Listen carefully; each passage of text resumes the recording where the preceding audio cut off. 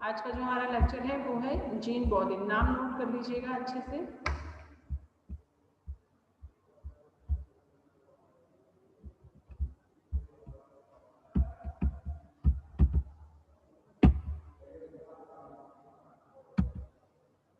Gene बॉदिन, इनका life sketch है। France के ये जूरिस्ट हैं और political philosopher, member of the parliament of Paris and professor of law in Toulouse. He is the best known for his theory of sovereignty. He was also an influential writer on demonology.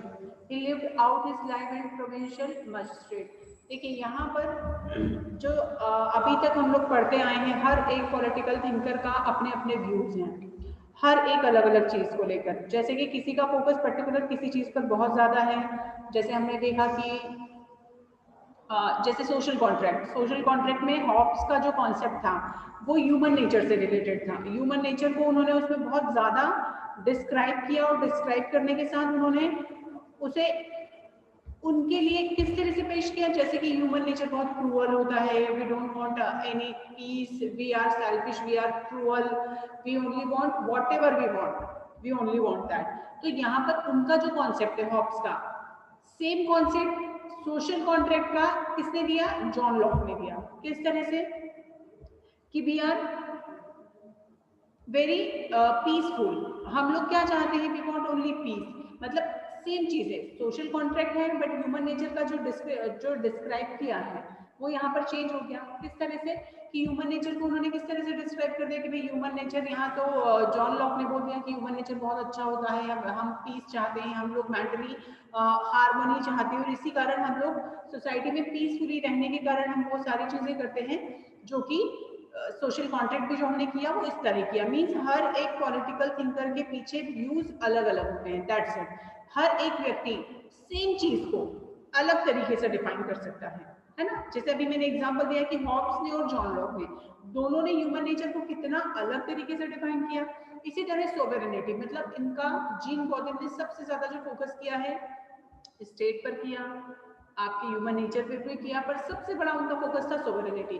क्योंकि एक ये ऐसी चीज है, अगर आप लोगों को थोड़ा भी याद हो, संघमित्रा, प्रिया, दिव्यानी जो लोग भी हैं, अभी आप लोगों ने फर्स्ट सेम का पॉलिटिकल साइंस बहुत अच्छे से पढ़ा था। इफ यू रिमेम्बर कि हम लोगों ने जब स्टेट के ओरिजिन के बारे में पढ़ा था तो शायद सभी को याद होगा कि मेन हमारे 4 एलिमेंट्स थे: पॉपुलेशन, टेरिटरी, गवर्नमेंट और सोवरेनिटी। आवाज नहीं आ रही? आ रही है मैम। तो यहाँ पर एक गवर्नमेंट अगर है और वो सोवेरेन नहीं है तो वो हमारे लिए किसी काम की नहीं है ना। तो यहाँ पर सोवेरेनिटी का अपने आप में इतना ज्यादा वैल्यू है और यही कारण है कि इन्होंने सबसे ज्यादा जो अपना फोकस किया है, अपना जो उन्होंने लिटरेचर दिया है वो इसी पर दिया है। एक minute.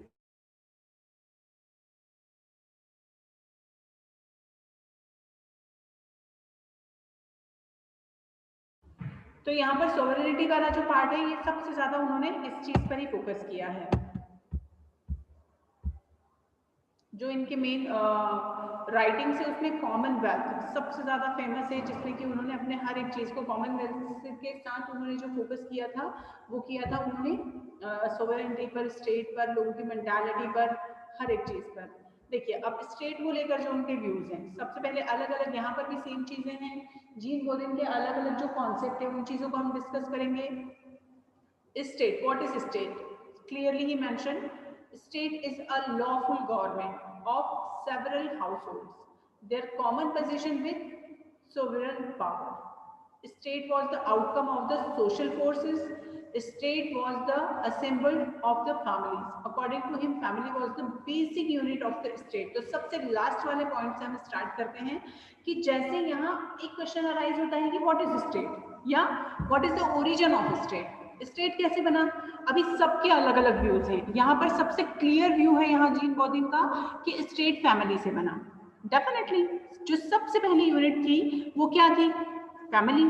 First unit of the state family. Family से फिर गांव बने, गांव से शहर बने, शहर से वो चीजें और वास्ट होती गई, वास्ट होकर आज इतनी सारी अलग अलग कंट्रीज हैं। अगर हम लोग सबसे स्टार्टिंग वाले पॉइंट पर जाते हैं तो ही इज राइट कि जो स्टेट बना है वो डेफिनेटली किससे बना है, फैमिली से बना है। इसी तरह से अब स्प्रेड हुआ है पॉपुलेशन, है ना, कि एक फैमिली से धीरे धीरे लोग बढ़ते गए और लोग कस्बे में कन्वर्ट हुए, देन शहरों में हुए, देन राज्य में हुए, फिर कंट्री में हुए, और इस तरह आज पूरे विश्व में इतनी सारी कंट्रीज हैं और इतना सारा पॉपुलेशन है। तो यहाँ पर सबसे पहले चीज कि ये इसके पीछे जो सोर्स था वो था फैमिली। अब फैमिलीज के साथ और क्या, एक तो पहले सोर्स ओरिजिन उन्होंने फैमिली को माना, इसके साथ असेंबल्ड कई सारे लोगों का होना, कई सारे फैमिलीज का होना। क्या एक ही फैमिली तो होगी नहीं, डेफिनेटली कई सारी फैमिलीज जब धीरे धीरे बनती चली गई तो उसी से स्टेट बनता चला गया। और इसीलिए उन्होंने माना है कि हम लोग अपने जो, देखिए सोसाइटी अपने आप में पहले से है, ये हम मान सकते हैं। जैसे कि मान लीजिए कि 10 फैमिलीज हैं, उन 10 फैमिलीज को मिलकर भी एक कम्युनिटी बन सकता है ना। वो एक कम्युनिटी अपने आप में, उनके कुछ पॉलिटिकल, उनके कुछ अपने कल्चरल यूज हो सकते हैं, थॉट्स हो सकते हैं, उनके कुछ रूल्स रेगुलेशन हो सकते हैं, ट्रेडिशन हो सकते हैं, कस्टम्स हो सकते हैं, बट वो स्टेट तो नहीं है ना। स्टेट के लिए फिर अब हमें क्या चाहिए, उन सभी का जो सोशल फोर्स है। State was the outcome of the social forces. अब इन सबके जो political, social, economical, even religious जो पार्ट हैं, उन सब में, क्योंकि हम लोग वी आर कैसे हैं कि we can't live without society, we can't live without families, we can't live without people. अकेले सरवाइव करने के लिए, बार बार मैं कहती हूँ, लॉकडाउन बहुत अच्छा एग्जाम्पल था सभी के लिए। उसने हमें लाइफ की कई सारी चीजें इतनी क्लियर कर दी कि हम लोगों को ये पता चल पाया कि नहीं, हम लोग अकेले नहीं रह सकते, हम लोगों को सोसाइटी चाहिए। तो यही चीजें आज से हजारों साल पहले से सारे पॉलिटिकल थिंकर्स बोलते आए कि मनुष्य एक सामाजिक प्राणी है।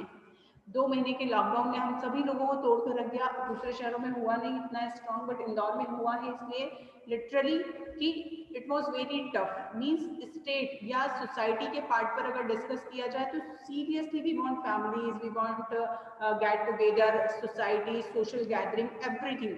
अब ये सब अगर हमें चाहिए तो इसके पीछे एक हमें ऐसा फोर्स चाहिए जो कि इन चीजों को प्रोटेक्ट कर सके, है ना।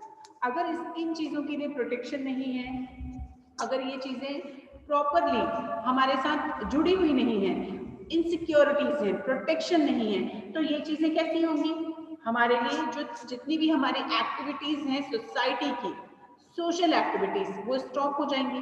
तो यहाँ पर स्टेट बनने के पीछे उनका एक तर्क ये भी है कि इन सोशल एक्टिविटीज का जो रीजन रहा है वो रहा है स्टेट। और इसीलिए उन्होंने बोला है कि कुछ ऐसी चीजें हैं जो स्टेट को क्लियरली स्ट्रॉन्ग बनाती हैं और पावरफुल बनाती हैं। उसमें सबसे बड़ा एक पार्ट है जो अब सबसे पहला पॉइंट आपका, state is a lawful government of several household, their common position with sovereign power.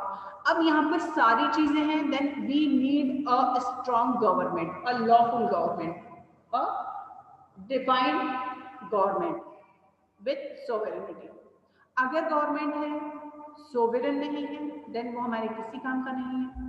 What is the meaning of sovereignty, Divyani? If you are able to listen, you have to explain. Divyani. Yes, ma'am. What is the meaning of sovereignty? Ma'am sovereignty means जिसकी power सबसे ऊपर है उसकी जैसे like हमारी government, Okay. उसके ऊपर कोई नहीं है। हमारे सोवरेन क्या है बेटा?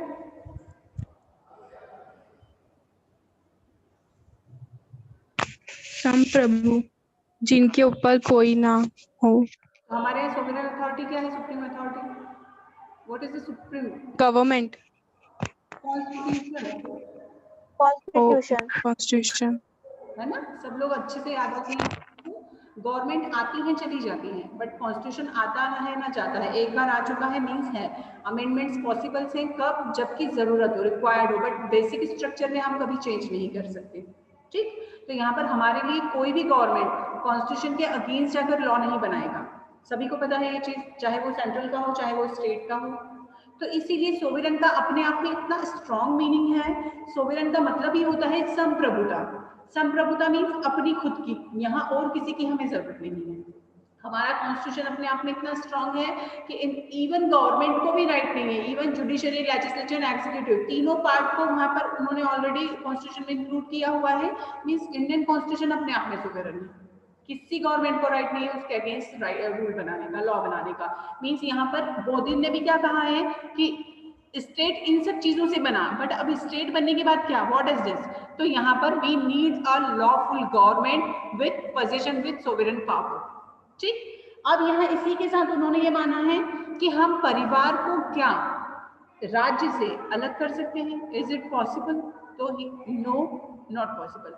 परिवार, समाज, समाज की जो जितनी भी सक्रियता जिसे हम बोलेंगे एक्टिविटीज जो हैं वही स्टेट का पार्ट है, और स्टेट में जब गवर्नमेंट होता है तब इन्हीं चीजों को प्रोटेक्ट किया जाता है। आप लोग देखिए आपके फंडामेंटल राइट्स जो कॉन्स्टिट्यूशन में दिए गए हैं, ओवरऑल आप देखते हैं तो क्या है वो सारी चीजें, यही तो है हमारे, जैसे राइट टू रिलीजन आर्टिकल 25 से लेकर जो दिए गए हैं, क्यों दिए गए हैं, ताकि हम अपनी सोशल गैदरिंग को, अपने रिलीजियस पार्ट को, कल्चरल पार्ट को एक्टिवली परफॉर्म कर सकें और उसे प्रोटेक्ट किया जा सके। मीन्स ये सब कब हो पाएगा, जब हमारे पास अपनी खुद की एक सोवरेन गवर्नमेंट हो। 1947 के पहले क्या हम लोग अपना सर्वाइवल अपने मन मुताबिक करते थे? नहीं, क्यों? क्योंकि हमारे पास खुद का गवर्नमेंट नहीं था। इसीलिए फ्रीडम फाइटर्स ने इतना ज्यादा वो इतने बड़े बड़े आंदोलन हुए और हमें आजादी मिली है। तो यहाँ पर सोवरेन को बहुत ज्यादा इंपॉर्टेंट है। इसके साथ दो तीन चीजें और मैं एक्सप्लेन करना चाहूंगी, जैसे कि स्टेट का पार्ट उन्होंने सबसे खास बताया है कि गवर्नमेंट है, फैमिलीज हैं, सोशल फोर्स है, गैदरिंग्स हैं, ये सब है। इसी के साथ क्या है, लिख लीजिए अगर लिखना चाहें तो, जैसे government, we need a government, then we need families too, and there is property. Property कौन सी? हम लोगों की प्रॉपर्टी। अब अगर प्रॉपर्टी मीन सबसे ज्यादा जरूरी है, और सबसे ज्यादा जैसे कि सभी लोगों को अब तो शायद रट चुका होगा, I have told many times that कि सोशल कॉन्ट्रैक्ट ही हुआ था, उसके पीछे रीजन ही था we need protection of our life and we need of protection of our property.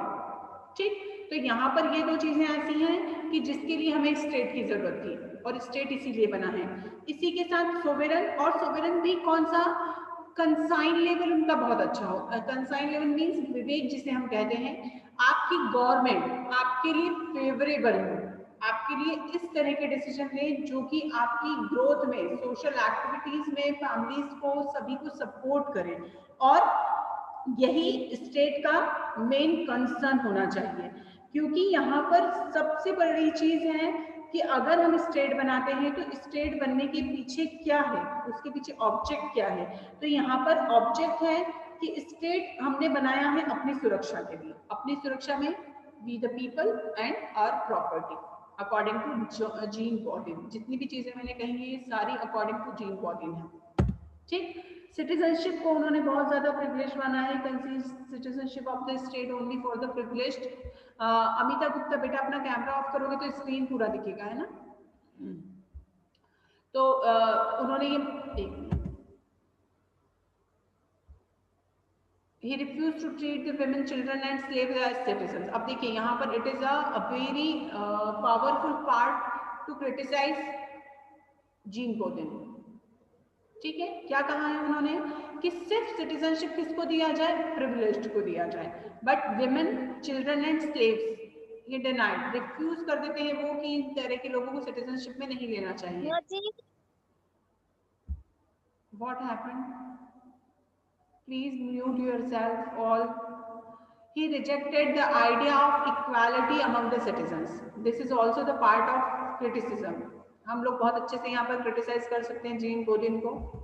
अब इसी तरह उन्होंने सोवरेनिटी को एक्सप्लेन किया। Sovereign is the absolute and perpetual power of commanding in a state.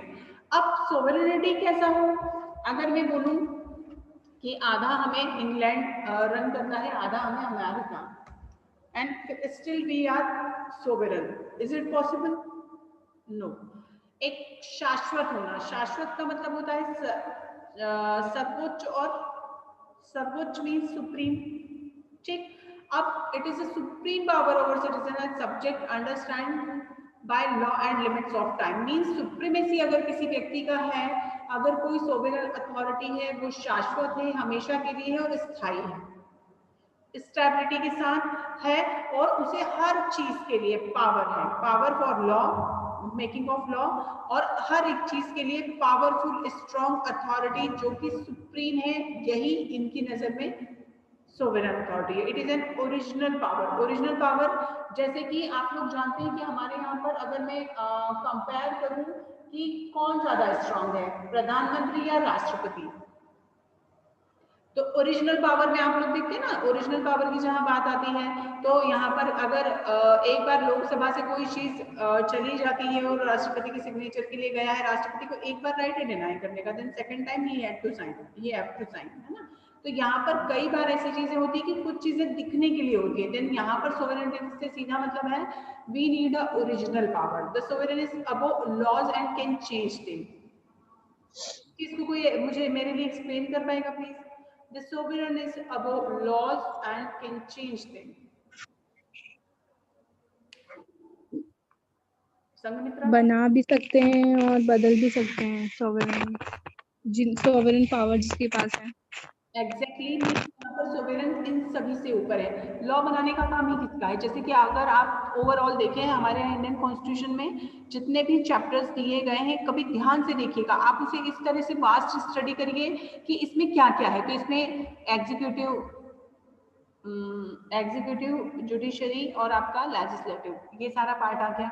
Women आ चुके, बच्चे आ चुके, आपके जितनी भी मेन कमीशन बॉडीज हैं वो सारा आ चुका, सब कुछ एवरीथिंग इज देयर। अब जब सब कुछ है तो मीन्स उनसे रिलेटेड रूल्स, रेगुलेशंस, पावर्स, हर एक चीज को वहाँ एक्सप्लेन किया गया है। मीन्स अगर लॉज बनाए जाएंगे तो क्या यहाँ कॉन्स्टिट्यूशन को अवॉइड करके बना दिया जाएगा या निग्लेक्ट करके बना दिया जाएगा? It is not possible. Means हमारे यहाँ जो सोवरेन, जैसे मैंने बोला कि हमारे यहाँ सुप्रीमेसी और कॉन्स्टिट्यूशन की है, तो कॉन्स्टिट्यूशन अपने आप में सुप्रीम है, कोई भी ऐसा लॉ नहीं बनाया जाएगा जो कॉन्स्टिट्यूशन के अगेंस्ट जाता है। ठीक है, law can not put restrictions on the authority of the sovereign. Means इनकी नजर में अब इन सब का ओवरऑल जो मीनिंग निकलता है वो ये निकलता है कि जीन बॉदिन के अकॉर्डिंग सुप्रीमेसी अगर किसी व्यक्ति की है तो वो अनलिमिटेड है, एब्सोल्यूट है, मींस सुप्रीम है, उसके ऊपर कोई ऐसा लॉ नहीं बनाया जा सकता है जो कि उसे रिस्ट्रिक्शंस कर देता हो या रिस्ट्रिक्ट करता हो। ठीक है, forms of government in state he clearly distinguish between the state and the government. अभी क्या डिफरेंस है, कोई मुझे बता पाएगा कि स्टेट और गवर्नमेंट में क्या डिफरेंस होता है? राज्य में और सरकार में क्या फर्क है?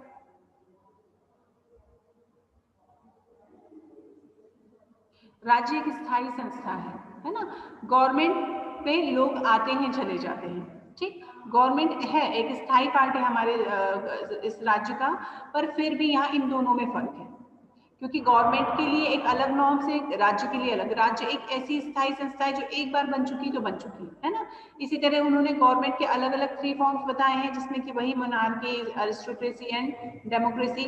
तो उसमें सबसे best it was possible for the state with a monarch to have democratic government, जिसको सभी लोगों ने बहुत अच्छे से प्रेफर किया था कि मोनार्की फॉर्म, क्योंकि आप लोग देखिए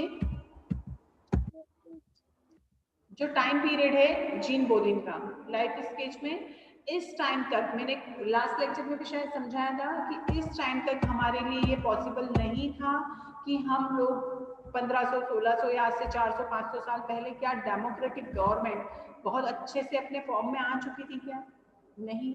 इसीलिए मोनार्की को सभी लोग फेवर करते हैं। इसीलिए उस टाइम पर स्लेव्स का कॉन्सेप्ट बहुत ज़्यादा था, उस टाइम पर वुमेन को इतना ज़्यादा प्रोटेक्शन नहीं था, आज़ादी नहीं था, इसीलिए इस तरह के डिस्कशंस होते थे।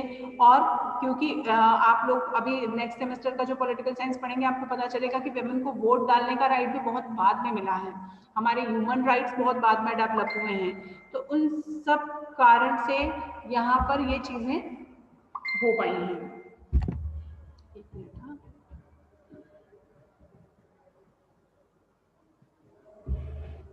तो यहाँ पर forms of government, religious tolerance. Religious tolerance इसलिए जरूरी है क्योंकि ये स्टेट से सीधे से कनेक्टेड है।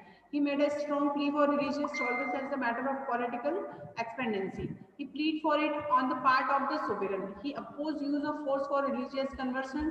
The respect for the religion was the essential feature of sovereignty. He disfavored of the growth of new sex. यहाँ पर स्टेट में किसी भी देश के लिए बहुत ज्यादा जरूरी है कि वहाँ का रिलीजियस पार्ट कैसा हो, और रिलीजियस पार्ट से जुड़ी जितनी भी चीजें होती हैं वो बहुत ज्यादा जरूरी है कि उन चीजों पर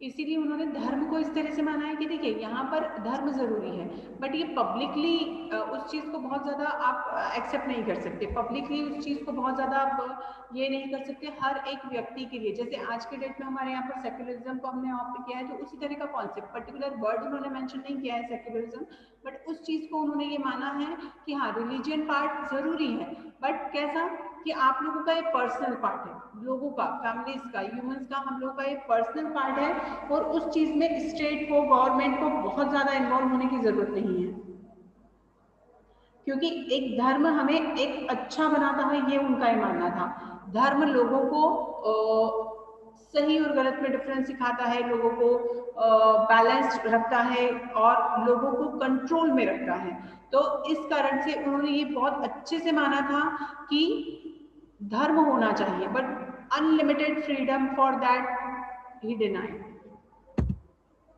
अब देखिए जीन बॉदिन को अगर हम क्रिटिक्स करते हैं, तो क्रिटिक्स के लिए सबसे पहले मुझे कोई बता सकता है किसी का आपके personal opinion?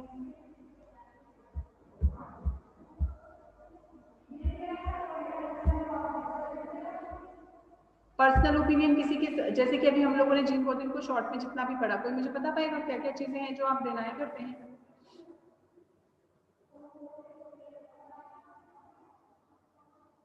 Anyone can speak up?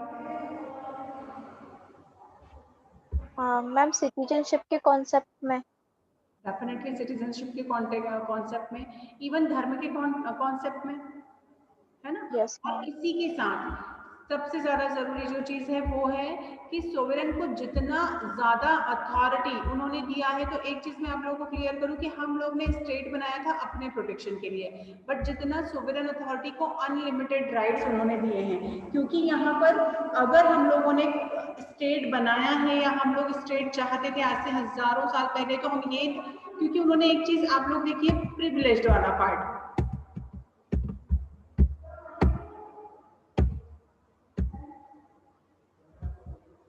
पहली चीज तो law can not put restrictions on the authority of the sovereign. अब अगर सोवरेन रॉन्ग है, गलत है, तो यहाँ कौन डिसाइड करेगा कि वो गलत है, तो उसे भी पनिश किया जाए। इसी के साथ मोनार्की को उन्होंने बहुत ज्यादा फेवर किया है।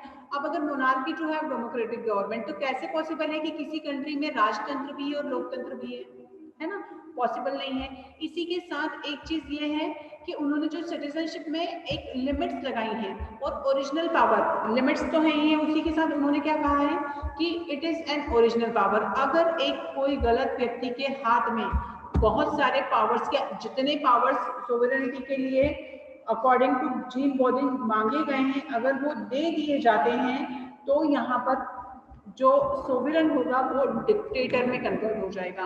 तो यहाँ ये पॉसिबल नहीं है कि हम लोग मोनार्की और डेमोक्रेसी को साथ में रखें। मे बी जो कॉन्सेप्ट या जो अनलिमिटेड राइट्स, एब्सोल्यूट राइट्स मांगे गए हैं सोवरेनिटी के लिए, उसके कारण एक टाइम के बाद यहाँ अनलिमिटेड जो राइट्स दिए जाएंगे वो डिक्टेटरशिप में कन्वर्ट हो। मैम आपकी वॉइस नहीं आ रही है। वॉइस नहीं आ रही है?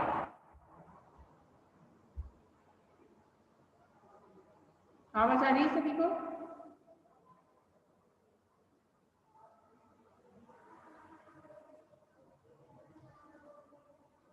आवाज आ रही है? मुझे रिप्लाई करेगा प्लीज।